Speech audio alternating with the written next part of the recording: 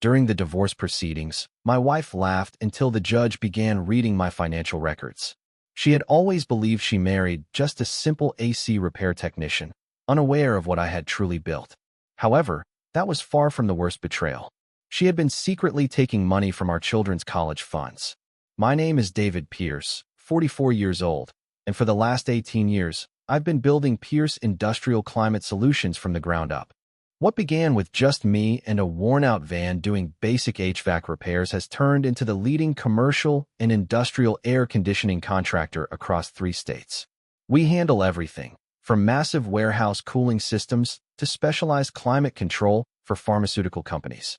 It's not glamorous work, but it pays well, more than most people realize.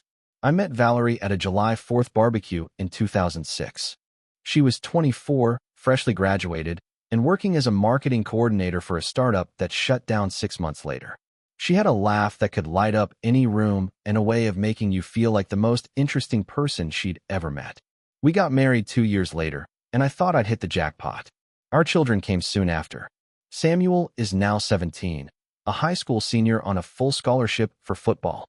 Aurora is 15, incredibly smart, and already talking about pursuing medicine. They're great kids, and for a long time, I thought we were the perfect American family. The first sign that something was wrong came about 6 months ago. Valerie began complaining that I was working too much and that I cared more about my business than my family. Fair enough. I had been working long hours trying to secure a massive contract with a pharmaceutical company that would secure our future. But when I tried to plan a family vacation to make up for it, she told me she'd already made plans with her sister. Then, there were the new clothes, the gym memberships, and the late nights out with her girlfriends. She started taking her phone into the bathroom with her, something she'd never done in 16 years of marriage. When I asked about it, she became defensive, accusing me of being paranoid and controlling. The breaking point came one Tuesday morning in March. I was up early, getting ready to head out to a job site 2 hours away. Valerie was still in bed, but her phone kept buzzing nonstop on the nightstand. Without thinking, I glanced at it. The screen displayed a message from someone named TM. Can't wait to see you tonight. Same place as usual. My stomach dropped. I stood there for about 30 seconds, staring at those words, trying to make them mean something else. But deep down, I knew exactly what they meant. I didn't confront her that morning.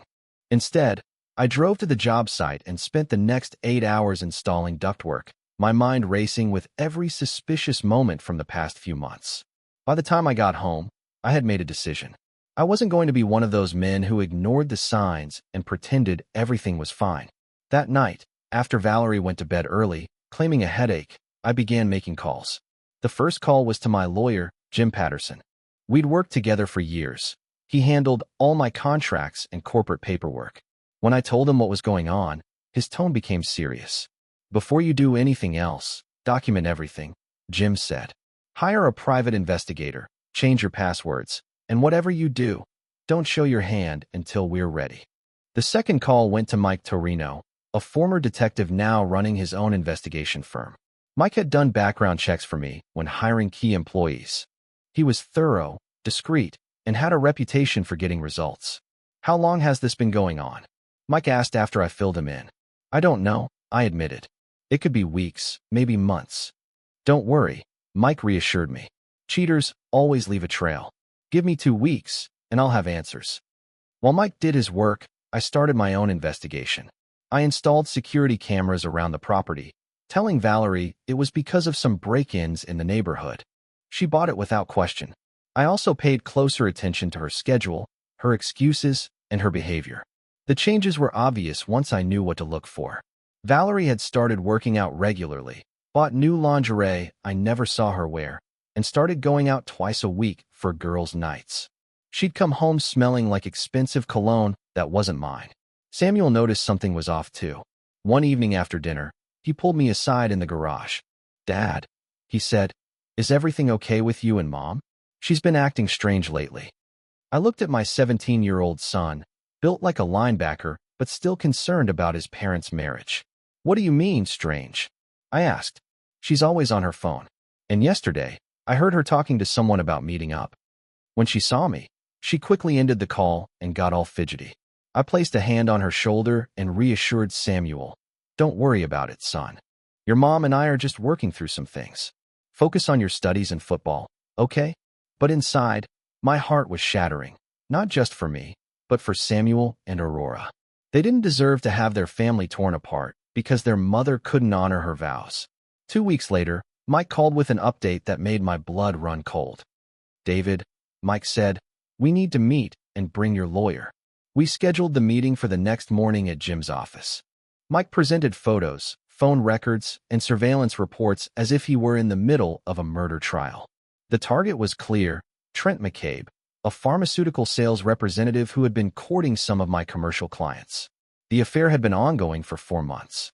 Hotel meetings twice a week, weekend trips when Valerie claimed to be visiting her sister, even rendezvous in the parking lot of Samuel's school after his football practices. There's more, Mike said, sliding another folder across the table. She's been bad-mouthing you to mutual friends, telling them you're emotionally distant and that the marriage has been over for years.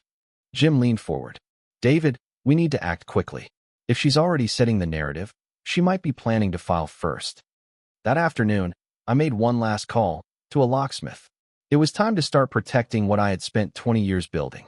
The divorce papers hit Valerie like a freight train on a Tuesday morning. I watched from the kitchen window as the process server handed her the envelope. She stood there, wearing yoga pants and a designer sports bra, reading the first page with her mouth agape. When she came inside, her demeanor had completely shifted. Gone was the confident woman who had been living a double life. Now she appeared panicked, almost desperate. David, Valerie said, waving the papers, what is this? We can work through this. We don't need lawyers. I replied calmly. That ship sailed about 4 months ago. The weeks leading up to the hearing were grueling. Valerie hired Patricia Steinberg, one of the most aggressive divorce attorneys in the state. Steinberg had a reputation for draining men dry in divorce settlements. She obviously thought I was just another contractor with a modest income and a few assets to divide. The day of the hearing came with the usual October weather, gray skies and a cold wind that cut right through your jacket. Walking up the courthouse steps felt like heading to an execution. Inside the courtroom, Valerie sat with her attorney, whispering and occasionally laughing as though she were at a social gathering. She dressed carefully in a conservative blue suit, minimal makeup, playing the role of the wronged wife to perfection. Steinberg opened with standard procedure, requesting spousal support and a 50% division of marital assets. She painted me as a workaholic who had neglected his family, causing Valerie to seek companionship elsewhere. Your Honor, Steinberg said confidently, Mrs. Pierce simply wants her fair share of the modest family business and reasonable support as she rebuilds her life. Valerie nodded in agreement, even dabbing her eyes with a tissue. Her performance was Oscar-worthy. Then, Judge Morrison began reading the asset disclosure report Jim had filed. Pierce Industrial Climate Solutions is valued at $2.8 million.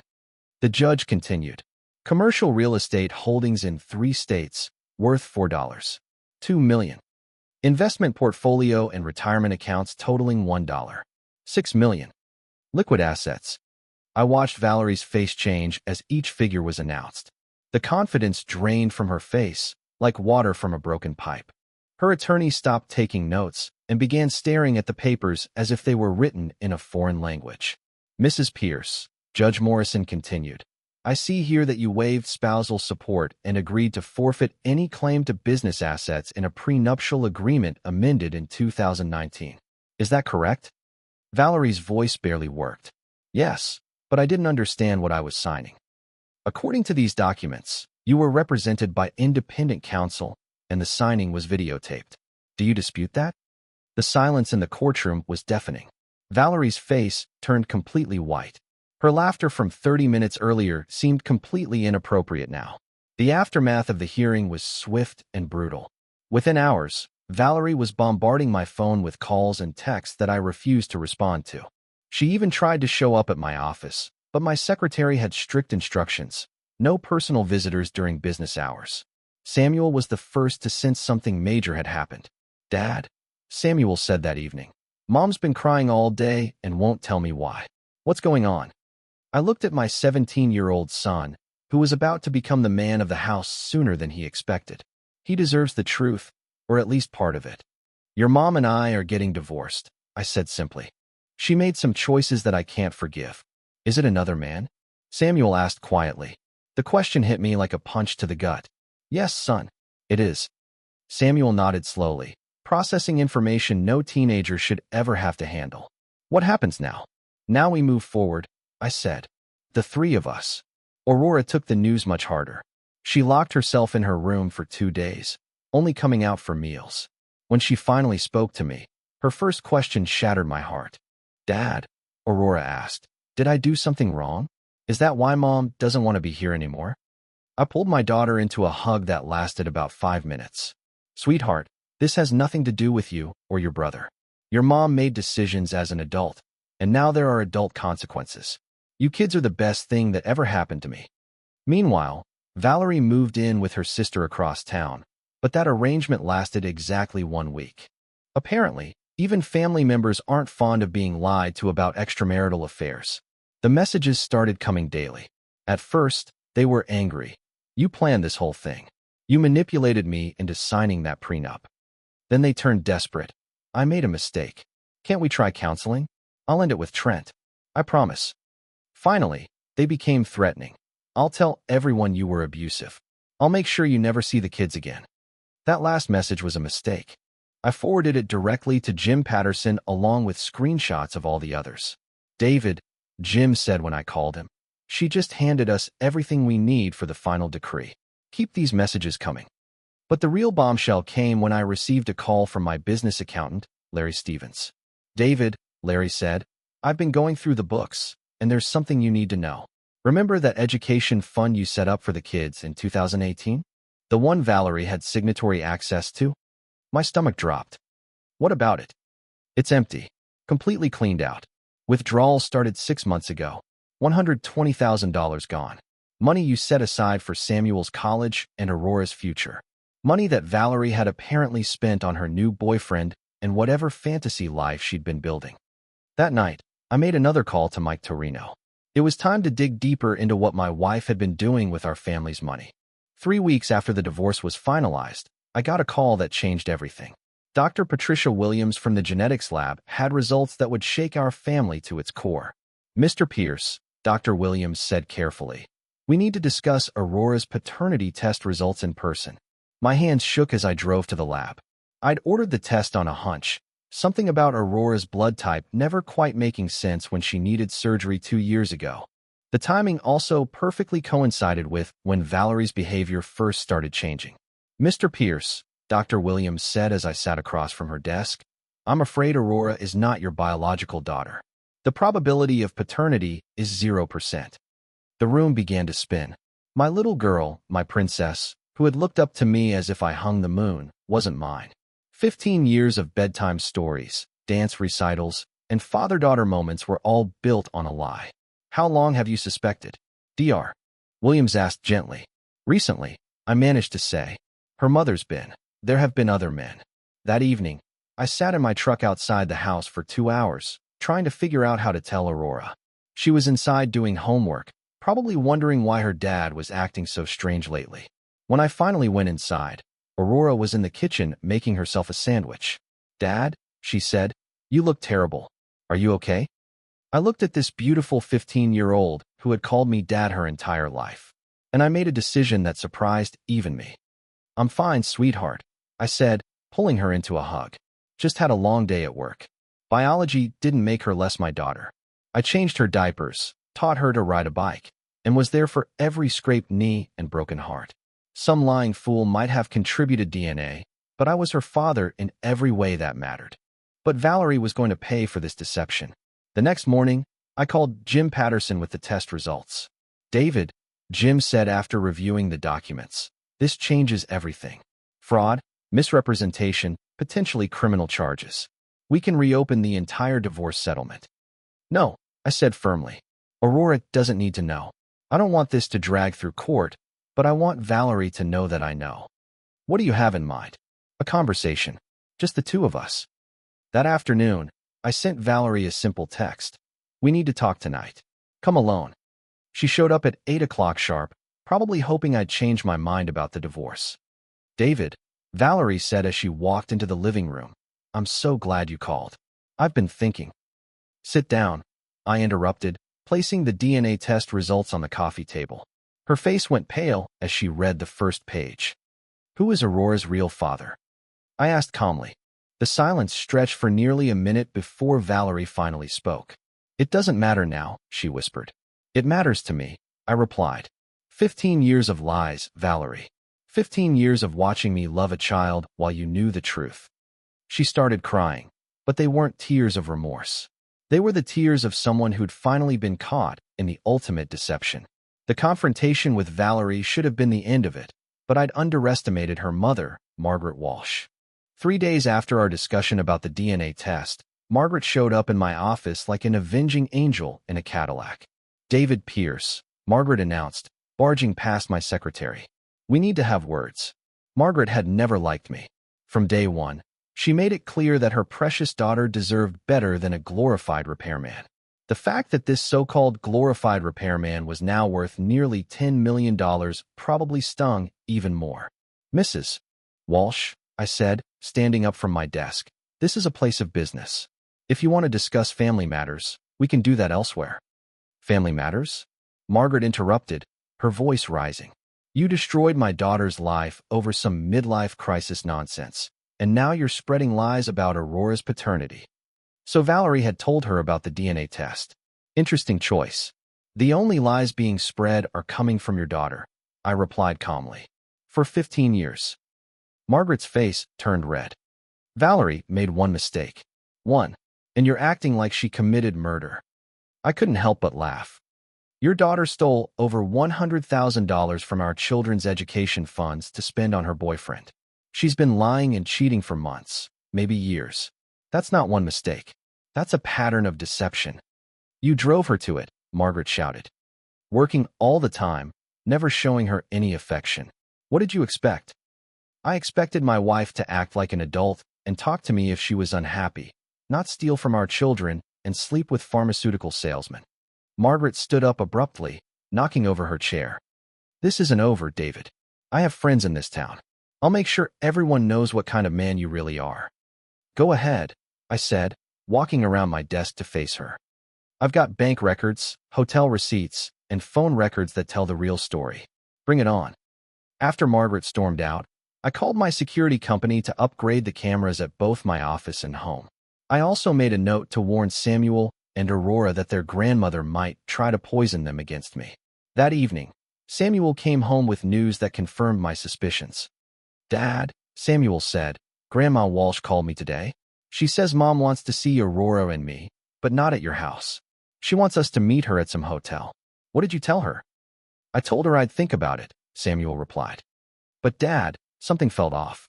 Grandma was asking weird questions about your business, about how much money you really have. It felt like she was fishing for information. Smart kid. Margaret was probably planning some sort of custody challenge or trying to find assets the divorce court had missed. Samuel, I said, I need you to be extra careful around your grandmother. Don't share any information about our finances, our living situation, or anything else. Can you do that? Already on it, Dad. I don't trust her any more than I trust Mom. Later that night, I got a call from Mike Torino with disturbing news. David, Mike said, Margaret Walsh has been asking questions around town. She hired a private investigator to look into your business. She's also been spreading rumors that you're hiding assets from the divorce court. Let her look, I said. Everything's legal and documented, but keep an eye on her. I have a feeling this is just the beginning. I was right. Margaret Walsh was just getting started, and she was about to make Valerie's affair seem like a minor inconvenience. Margaret Walsh's war escalated faster than I'd expected. Within a week of her office visit, she'd hired the most expensive family law firm in the state to challenge my custody of the kids. Her strategy was simple but vicious. Paint me as an unfit father who'd manipulated the divorce proceedings. The petition arrived on a Friday afternoon, delivered by the same process server who'd handled my divorce papers. This time, Margaret was requesting emergency custody of both Samuel and Aurora, claiming I was emotionally abusive and financially manipulative. This is insane, Jim Patterson said as we reviewed the documents. She has no standing for custody. She's not even the children's guardian, I replied. And she's got deep pockets and connections, Jim added. The emergency hearing was scheduled for the following Tuesday. Margaret had somehow convinced the judge that the children were in immediate danger, requiring urgent intervention. That weekend, I sat down with Samuel and Aurora to prepare them for what was coming. Kids, I said, your grandmother is trying to take you away from me. She's going to say terrible things about me in court, and you might hear some of them, I told them. Aurora looked confused. Why would Grandma Walsh want to take us away? She blames me for the divorce, I explained. She thinks I treated your mother unfairly. Samuel, now 18 and legally an adult, was furious. Dad, I'm not going anywhere. And neither is Aurora, if I have anything to say about it. The hearing was a circus. Margaret's attorney, Richard Steinman, presented a case built entirely on speculation and character assassination. Your Honor, Steinman argued, Mr. Pierce systematically isolated his wife, controlled family finances, and created an environment of emotional abuse that forced Mrs. Pierce to seek companionship elsewhere. I watched Margaret nodding along from the gallery, playing the concerned grandmother to perfection. When it was our turn, Jim kept it simple.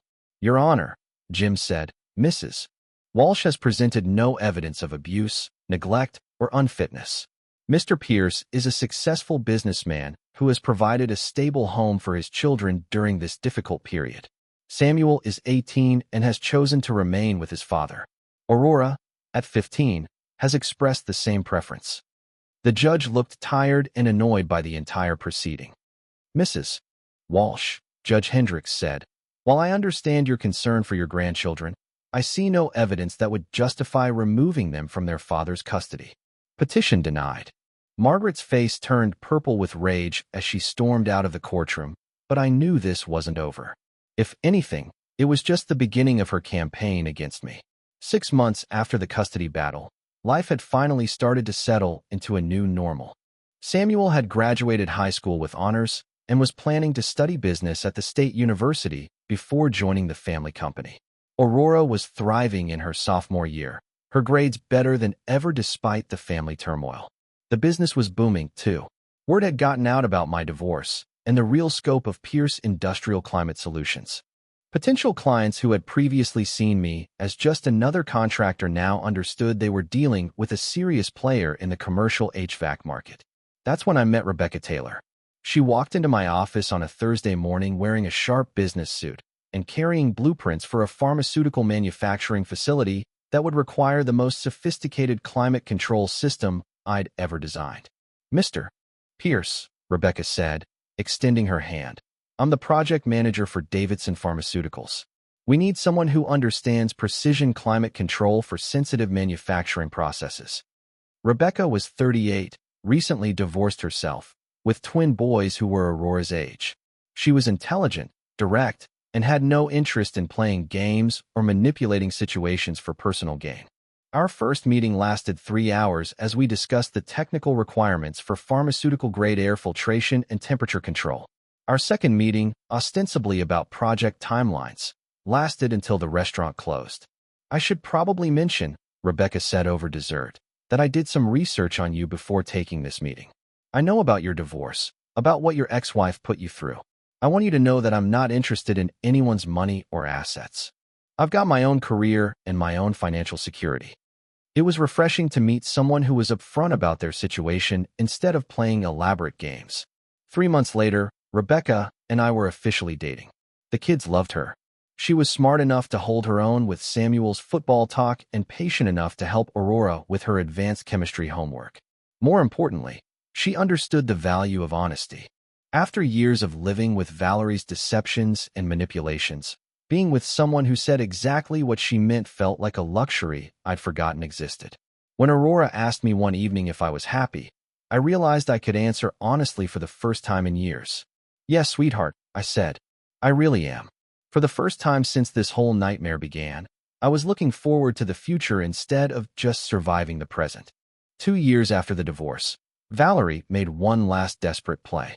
She'd been living in a rundown apartment across town, working at a retail job that barely covered her bills. Trent McCabe had dumped her 6 months after the divorce when he realized there had been no financial windfall.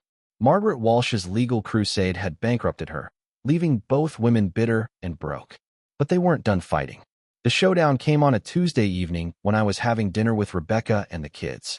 Valerie and Margaret showed up unannounced, demanding to speak with Samuel and Aurora. "You can't keep poisoning my children against me," Valerie declared as she barged into my dining room. "No one's poisoning anyone," I replied calmly, standing between her and the kids. "You created this situation with your choices." "Our choices?" Margaret interjected. "You drove her to it with your coldness and obsession with work." Rebecca, who had been quietly eating her dinner, finally spoke up. "Ma'am, I don't believe we've met. I'm Rebecca Taylor, David's girlfriend." "Another victim?" Margaret sneered. "He'll do the same thing to you that he did to my daughter." Rebecca smiled politely. "Actually, I know exactly what he did to your daughter. He worked 18-hour days to build a business that could provide for his family. He saved money for his children's education while your daughter spent it on her boyfriend. He honored his marriage vows while she was sleeping with pharmaceutical salesmen." The room went completely silent. "Ma'am," Rebecca continued, "I've seen the court records, the bank statements, and the phone logs.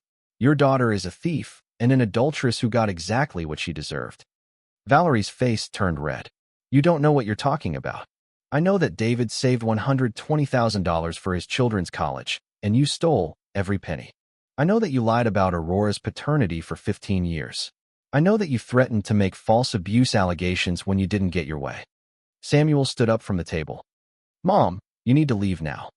"Samuel, please," Valerie started. "No," Samuel interrupted.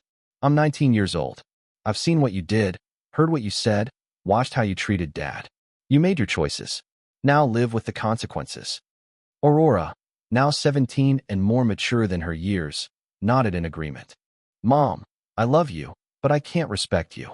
You hurt our family for selfish reasons." Margaret grabbed Valerie's arm. "We're leaving, but this isn't over." "Yes, it is," I said firmly.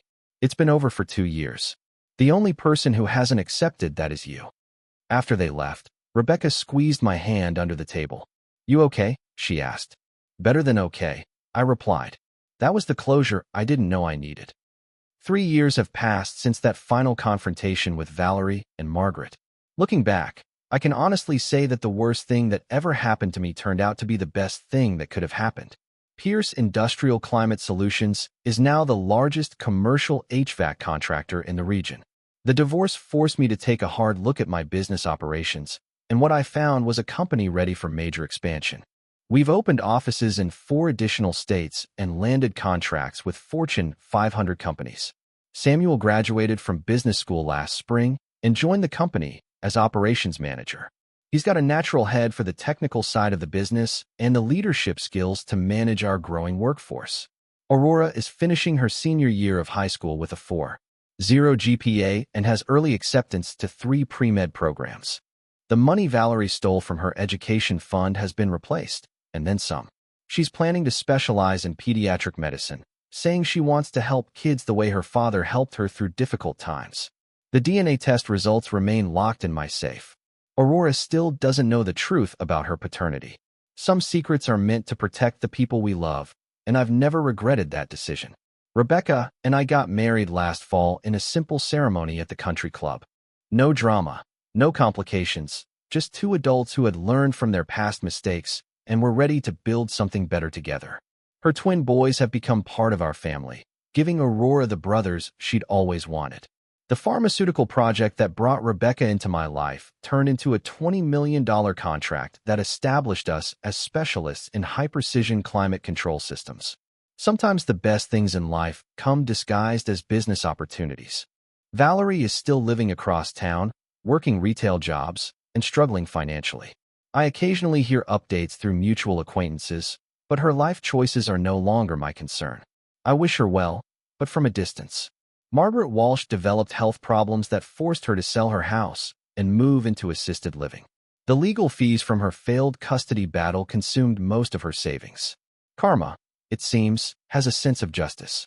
Last month, Aurora asked me a question that made me realize how far we've all come. "Dad," she said, "do you ever wonder what would have happened if Mom hadn't had the affair?" I thought about it for a moment. "Honestly, sweetheart, I think we'd all be miserable and pretending everything was fine. Sometimes people do us favors without meaning to. She smiled and hugged me. I'm glad things worked out the way they did. So am I. The man I am today is stronger, wiser, and happier than the man I was when I was married to Valerie. My children learned lessons about integrity, consequences, and resilience that they never would have learned in a house built on lies. And I learned that sometimes you have to lose everything you thought you wanted to find out what you actually need.